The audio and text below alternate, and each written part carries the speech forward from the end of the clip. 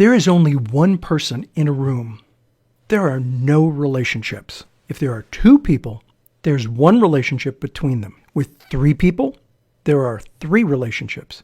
But with four people, there are actually 6 relationships. With 5 people, there's 10 relationships. And if you have a strong network of, let's say, 50 people, there are actually 1,225 relationships.